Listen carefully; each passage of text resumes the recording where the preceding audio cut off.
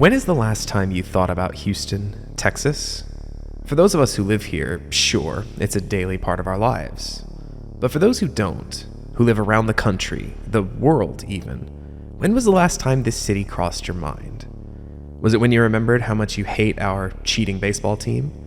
Or perhaps invoking its name when you had some kind of a problem, as if it were some kind of a swear word? Houston is the fourth largest city in the United States, but when is the last time you saw a film or TV show set here? I can only think of two, or more realistically, one and a third. Apollo 13 and the first act of Boyhood. Even then, Apollo 13 is half set in space. I've thought about why this city feels almost invisible, on and off for a while now, and never really knew why this was the case. Recently, though, I think I might finally understand why. This all started a few months ago. During the quarantine of 2020, I had started to look around for a new side hustle, a futile attempt to make a little extra cash. Unfortunately, I'm not the most creative individual, and nothing proved fruitful.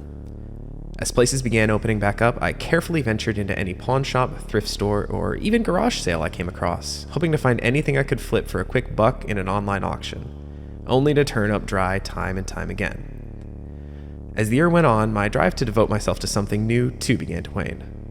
I never even learned how to make sourdough bread. That's not to say there weren't constant reminders. Searching around on my phone had irrevocably destroyed my algorithm, and I found myself with ads for all sorts of specialty online shops, pyramid schemes, crypto, and, worst of all, other people's small projects that seemed to be succeeding where all mine had failed. I tried my best to ignore these, but they were a constant reminder that I couldn't bring myself to focus on any one thing. Perhaps it hadn't all been my fault, but deep down I know there was so much more I could have done. 2021 came and went just the same, just with a little bit more of actually venturing inside H-E-B as opposed to picking up my groceries curbside. Early 2022, we got the call that we were going back to the office full time. I'd be back with the coworkers I hadn't seen in almost 2 years, and some newer ones I had never actually met in person, and what was I going to tell them? I had seen that some of them had taken huge vacations, learned new skills, and what did I do? Maintained a mediocre Animal Crossing island and swore off haircuts. That's what. The week before we were to head back to the office, I was flipping through channels one night, and I came across an old episode of a bit of a guilty pleasure show. You know, the one where people buy out old storage containers to try to turn a profit. Then it hit me. Is this actually a thing? I pulled out my phone, half paying attention to each screen in front of me. Quick search turned up a couple of websites dedicated to seeking those auctions out, and it looks like there were a few in the Houston area. The least expensive one by far was most of the way across town, almost out to League City. Looking at the listing, all I could really see in the picture was a small, and I mean really small, desk with a chair crammed underneath it, about 6 filing cabinets lined up against the wall, and some cardboard boxes on top of those.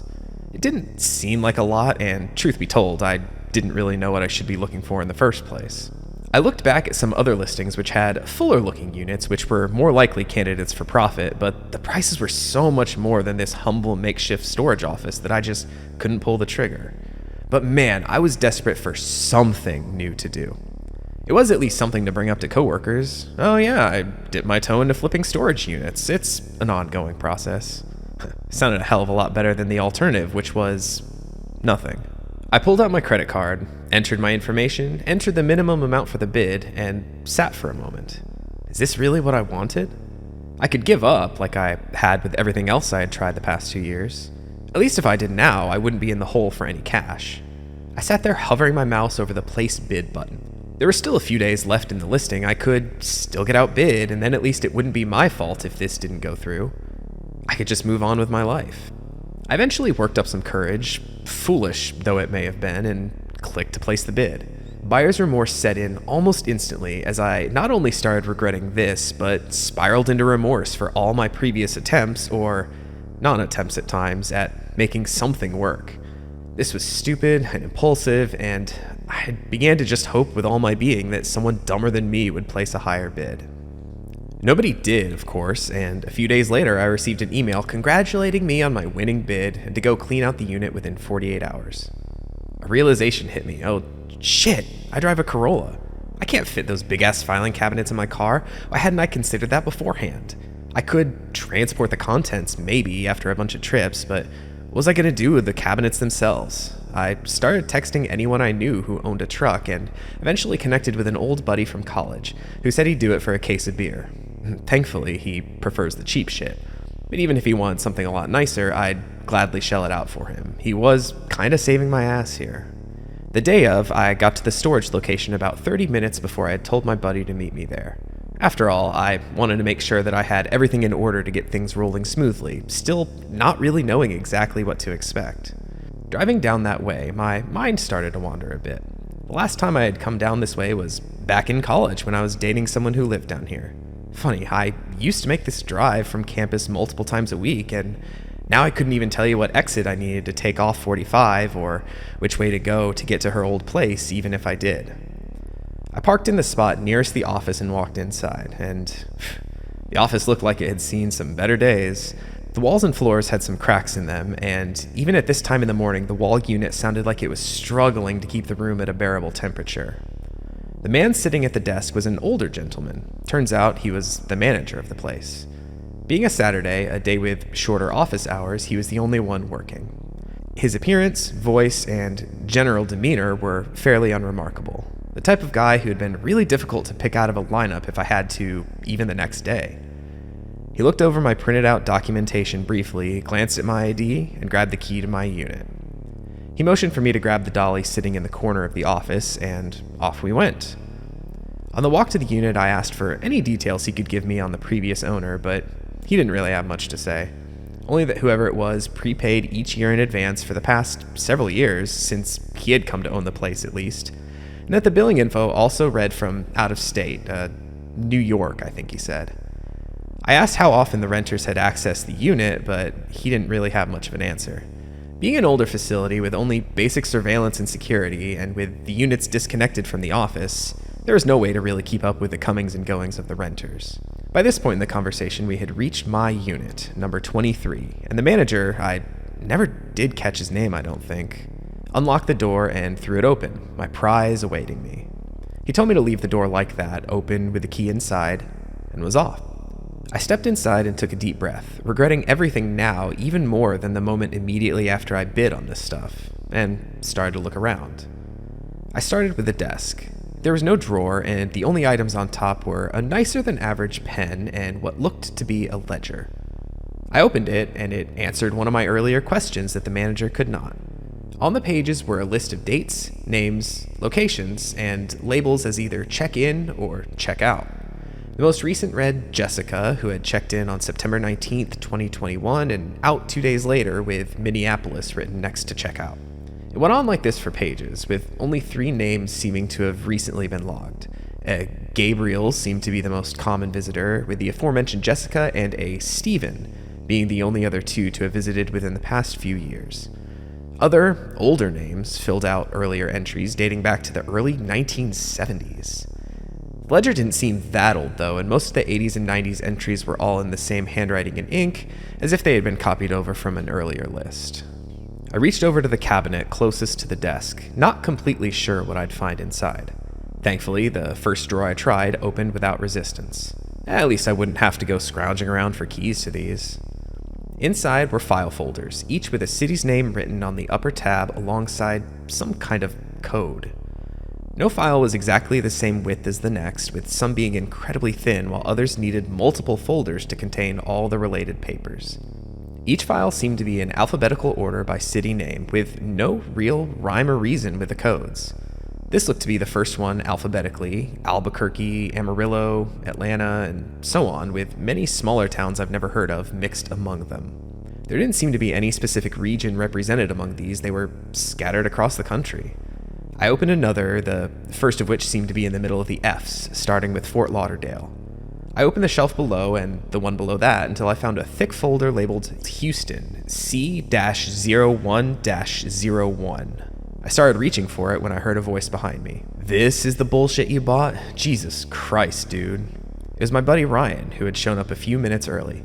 What even is any of this? Someone's serial killer office? I closed the drawers in front of me. I don't know, man. Some travel thing, maybe? I just barely got in here. "Well, let's get this over with," Ryan sighed as he motioned for me to grab the dolly.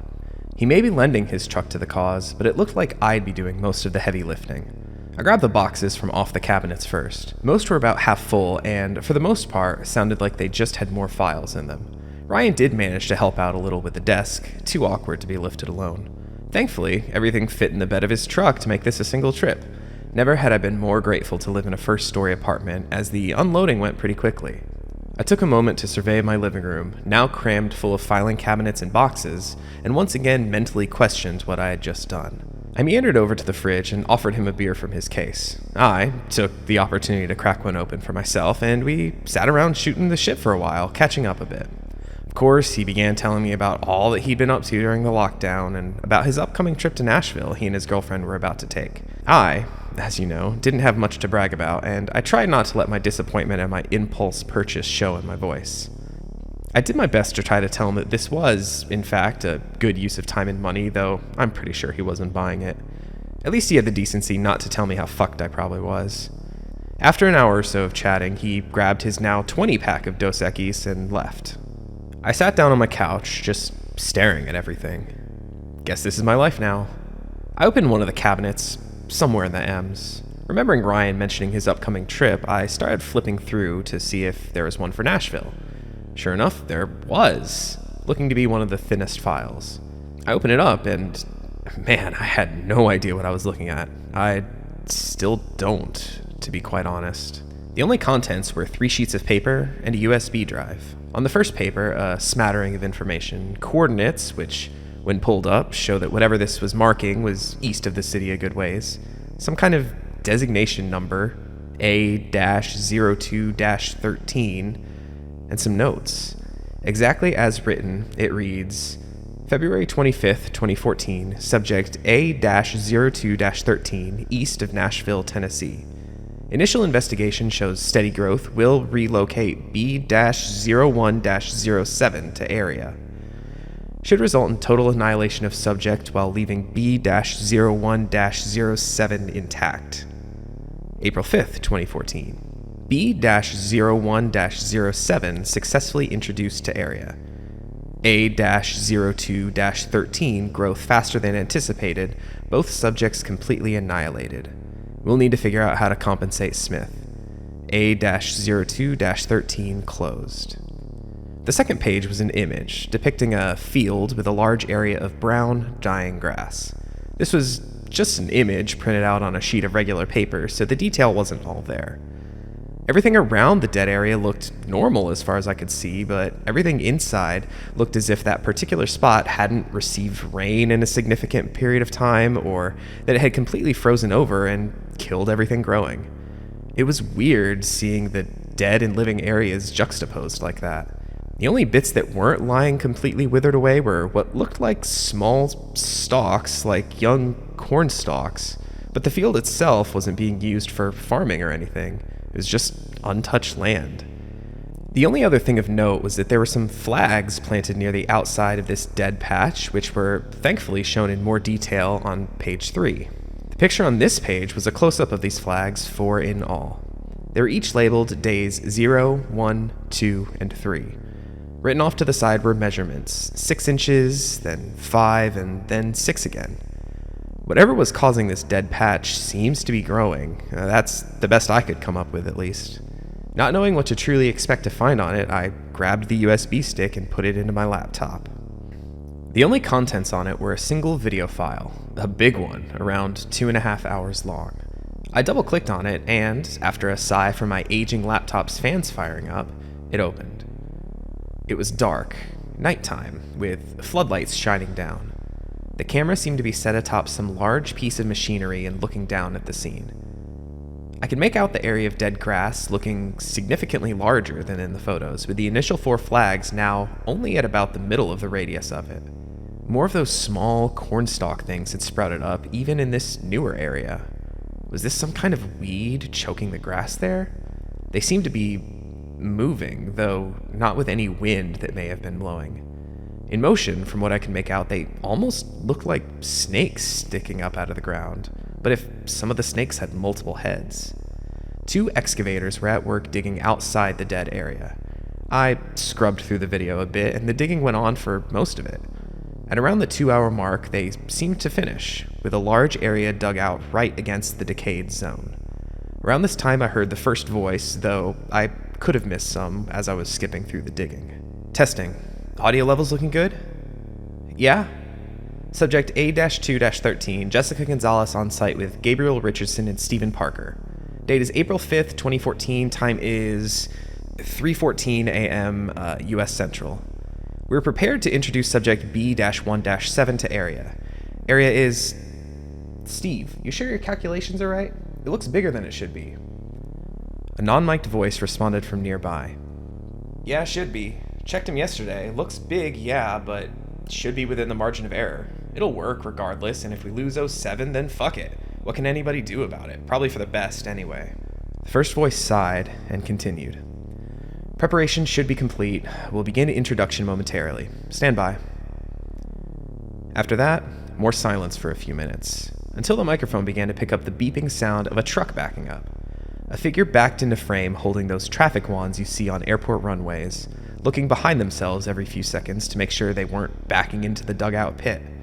They guided an 18-wheeler right up to it and motioned for it to stop. That person then ran back up towards the front of the truck and out of frame again.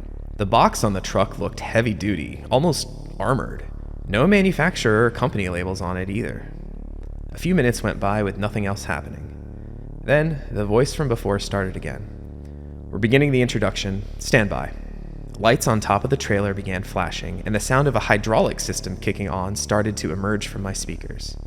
The trailer began to tilt, facing downward into the pit. Jessica, again. Everything looking good? And a muffled voice from the background acknowledged. Countdown to introduction. 5, 4, 3, 2, 1, go. A door at the downward-facing end of the trailer opened up and some thing dumped out of it. I couldn't make out its full shape as it was partially blocked, but it looked almost like a giant water balloon in the way it sort of flopped out of the trailer without any sense of style or grace. Jessica. Okay, move the truck away. Go, go, go. Everything seemed to happen at once, just as the truck began to pull away, just as the giant blob rolled into the pit. There was an almost indescribable noise, almost like a shriek in intensity, piercing, yet without any of the articulation of coming from a mouth. A sort of glow started to emanate from this creature, followed by a second noise, even higher in pitch. The two made neither harmony nor dissonance, both simply existed, calling out as if only to the universe itself. The glow quickly began to grow in intensity until it whited out the entire screen until... nothing.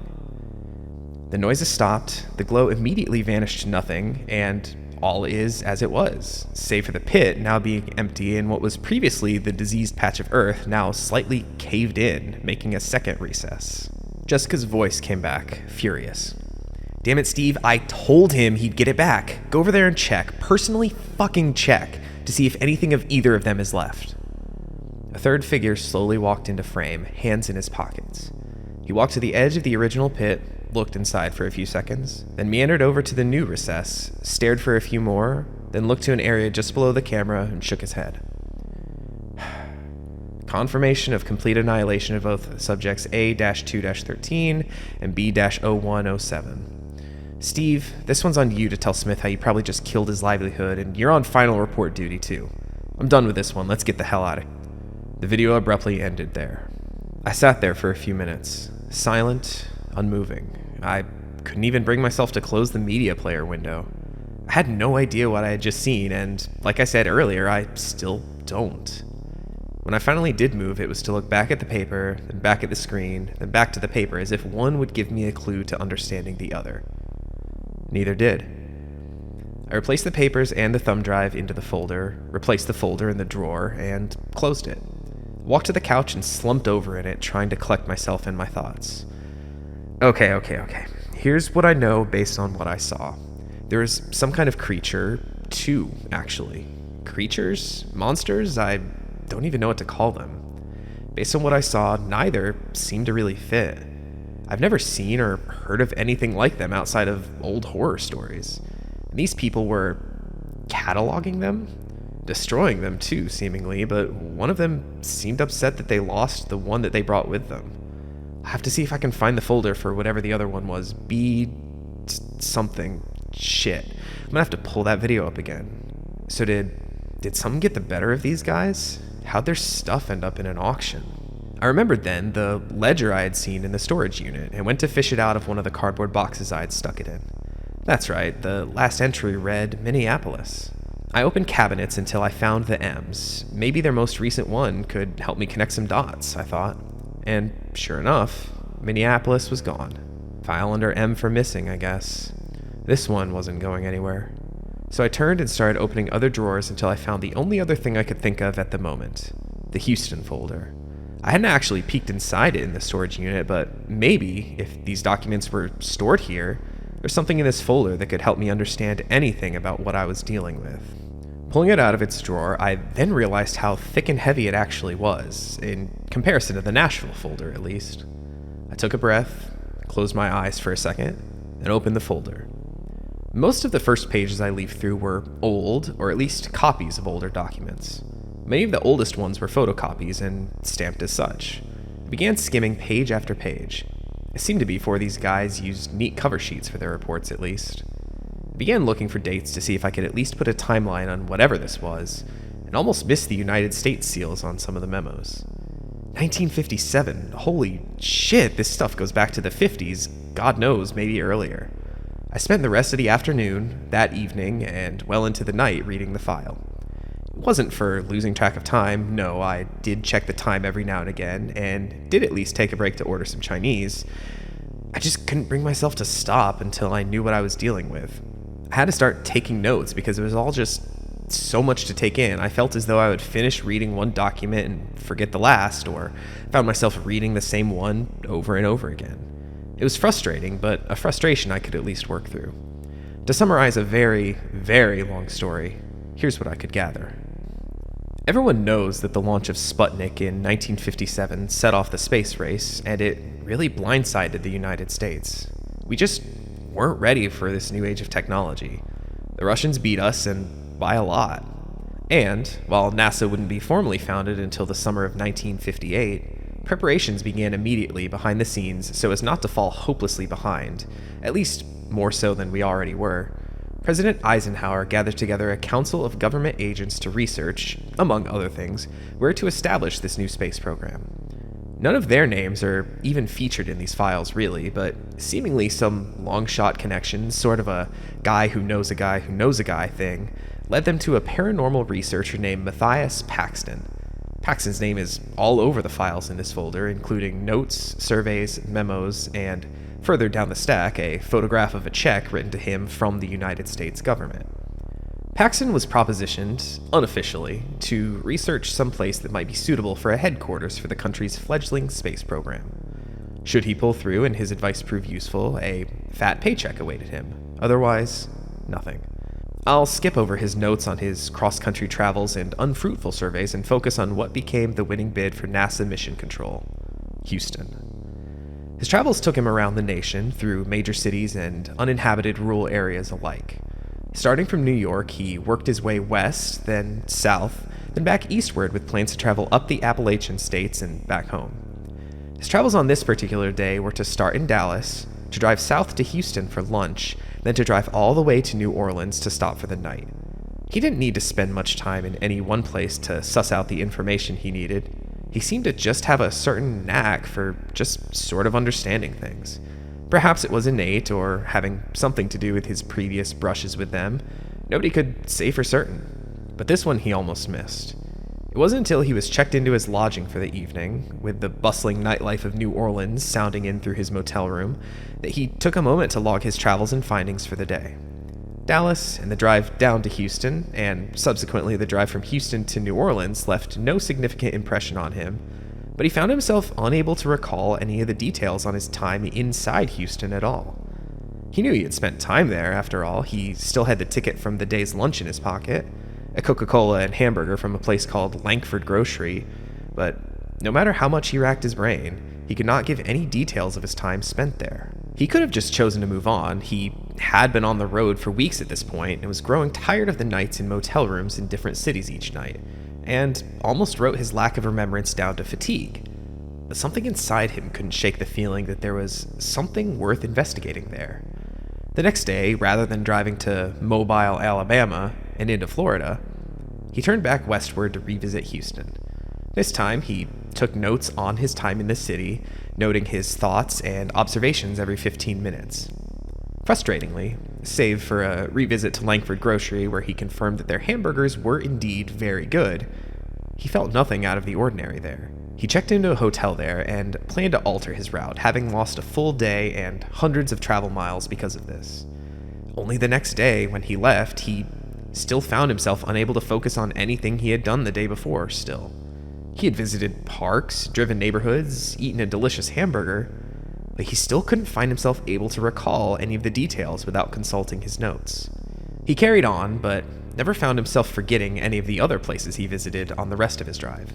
Something was off about Houston. Something he couldn't explain, and probably wouldn't even remember if he figured it out. After he returned to New York, he wrote up a report and sent it off to his colleague in the government. In it, he listed a few locations that he felt could be useful, one of which was Houston. After all, if there was some presence there that was seeking to turn minds away from its existence, even at the cost of the place it resides also being hidden away, what better place to build your space program to keep it safe from the prying eyes and minds of the Soviets? In the end, of course, Houston was selected as the NASA base of operations. He never heard word from any investigations the government conducted there or any findings, but he was rewarded handsomely, so they must have done some looking into his reports. At some point between then and now, he moved all of his archived research on what he called entities here. According to supplemental notes over time, he had categorized the phenomenon here as an entity, designating it under his system C-01-01, or as he nicknamed it, that which turns away. It was the first entity he had come across that seemed to serve itself not at the expense or with benefits to humankind, simply completely neutral and indifferent to us.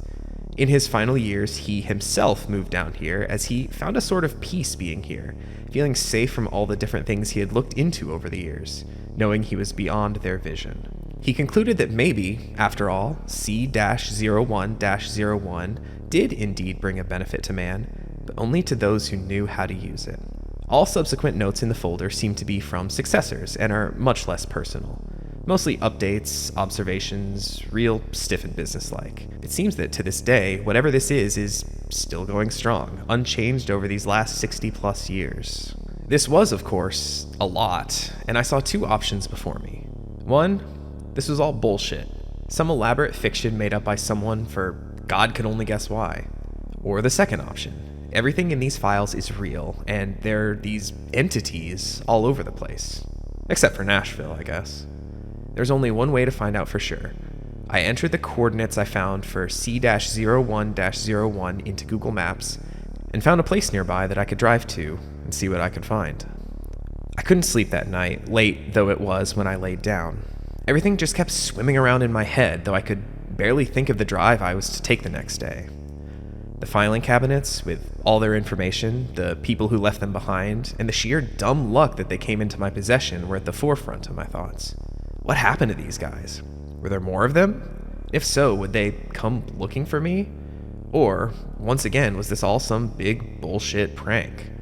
I drifted off every now and again, but my sleep was far from peaceful. It took me a while to get going in the morning.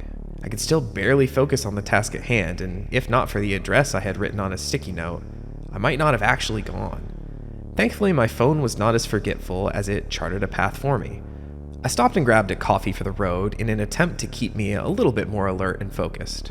I had about a 45-minute drive ahead of me with a huge spread of possibilities waiting for me at the end, somewhere between absolutely nothing and complete annihilation. I missed my exit once as I was in the far left lane when my phone told me it was time to exit. I took the next exit instead and looped back around. A right turn and a few miles later, and I pulled into a parking lot. Now that I was there, I didn't know what to do. If not for the file on the passenger seat, I don't think I would have even remembered what I came for. Maybe that was proof enough that this entity was doing its best to get me to leave it alone. I looked around at a strip center whose stores might as well not have had names, at people who might as well not have had faces walking to and from cars whose details I can't remember. To them, this was just a normal Sunday, not knowing what exists right here. They don't know not to pay it any mind, and how could they? I maneuvered to the voice notes app on my phone to hit record and tried to remember to speak, to describe what I was seeing and experiencing. I got out of my car and looked around more, and my eye caught something. Had I not heard my own voice say it as I said it, I might not have looked back up. I started to feel a presence and a pain, like a headache forming right between my eyes. I stared. If this was it, I wasn't about to let this opportunity pass to behold something beyond anything I've ever known. As the pain increased, so did this entity's presence. But was this just a hallucination? I started to be able to make something out, almost as if the sky was folding in on itself. Formless, infinite, yet there it was, taking shape and contained. My breathing started to get heavier as the pain grew in intensity. I heard myself on the recording struggling to say, no, I won't, as if a voice in my head was beckoning me to look away. Jaws clenched, tinnitus overcoming my hearing, every heartbeat sending sensation through my body. It was too much. Suddenly, on the recording, the sound of my phone hitting the ground, and then silence. I must not have fully passed out because I came to sitting in my car again. The recording was still going, ticking from 9 minutes to 10, so I stopped it. I felt just as tired as when I got out of bed this morning, and nobody seemed to pay any notice to the guy who just blacked out outside of his car. Aside from the grogginess, I didn't feel any of the headache and pain that had just overcome me. I looked back up at the sky, but couldn't see anything. I started a new voice recording and sat for another 5 minutes, but never felt anything else weird happening. My memories of leaving and driving home are a bit fuzzy, like when you go to make a routine drive and realize upon arrival that you weren't really paying attention the whole time. I couldn't feel its presence, but I know it's still out there somewhere. Maybe it's just hiding itself away, laying low like a kid playing hide and seek. Eventually it'll peek out again. I know it. After all, I don't think it would have been defeated after all this time by some guy losing a staring contest with it.